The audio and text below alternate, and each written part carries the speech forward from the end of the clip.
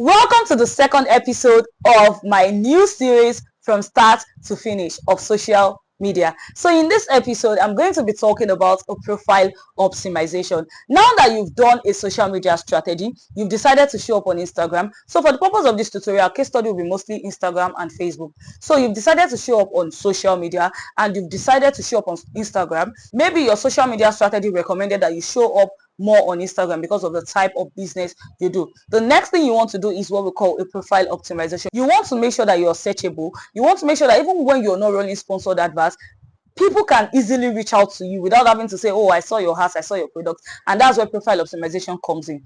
When we talk about profile optimization, we're talking about things like SEO, keywords, and on Instagram, there are some basic things you need to pay attention to. The first is usually your name. When we say name on Instagram, a lot of people mix up name as their name. Like the name on Instagram is that column that gives you the opportunity to tell people about what you do. Because when we say name on Instagram, it's not your real name. If I want to buy something from you, I am not going to go to Instagram to type Ade furniture. Like I'm not going to go to Instagram to type Ade because I don't even know that you're Ade. But if I want to buy a furniture, you sell furniture, I would rather come on Instagram, I will type furniture around me, furniture this, and Instagram is going to match your profile to me if your name is properly set up. So if that place you're supposed to have name, you are having things like Elizabeth Adepoju, no, that's not what's supposed to be there. If you check mine, I have social media coach, consultant, strategist. So it means that if you're looking for a social media coach, a social media consultant, a social media strategist, and you go to this place on Instagram, you will find me. So if you do fashion, that name should be something related to what you do and your location. So we are going to have something like RTW vendor in Owerri, social media consultants in Nigeria. That's not really necessary because I saved the whole word though. So you're going to have things like affordable air in Lagos. We're going to have things like luxury air in Nigeria. Those are the things that people are looking for. Those are what we call keyword, not your name. So the next thing is your username. The username is the name that we are going to look for when we are looking for you on Instagram. So Beth Crown Consult is my username. So whenever you want to look for me on social media, you're going to type Beth Crown Consult. Now, if your username is confusing, it will be difficult for people to look for you. So if your username is something like be._ch_crown,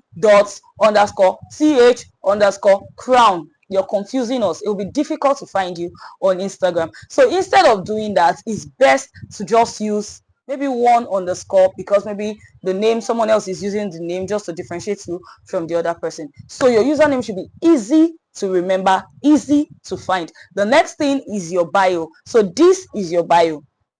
What you're seeing currently on the screen is your bio. That's where you're supposed to tell us more about your business, more about what you do, and why we should actually patronize you. That is where you get to impress us. I've served over 5,000 business owners. I've trained over 5,000 business owners. I've styled over 5,000 women. I deliver premium air for less. That's where we want to know who you are and what you do. So your unique selling point is what you're supposed to put here. Now, what is your unique selling point? Your unique selling point is that thing that differentiates you from every other person. So you sell air, and there are lots of air vendors out there, but what differentiates you from every other air vendor is your unique selling point. So for instance, it could be your price, it could be the quality of air you deliver, it could be the type of air you deliver, it could be how fast you deliver, it could be that you give free gifts, whatever it is. It could be that you give 10% off for your first time buyers. Whatever it is that distinguishes you from every other air vendor out there is what we expect to see in your bio. And the next thing is where we have the link in bio, where you're supposed to actually put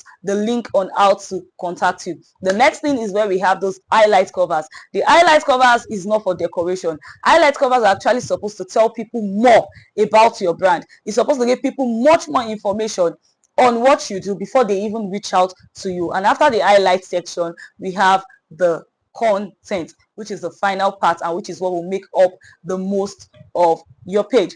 And that's it. You've just done a proper profile optimization, which is also known as a page revamp. Now, if you do not know how to go about this professionally, you're not sure whether your page is properly optimized for SEO, for keywords, do reach out to us and we are going to do a page revamp for you. And our packages are very, very affordable. From as low as 7,500 naira, you can actually get a page revamp that would come with designs. You could even go for a full package that would come with content, that would come with flyers that you can post every day for like the next 30 days. So see you in the next episode. Bye bye.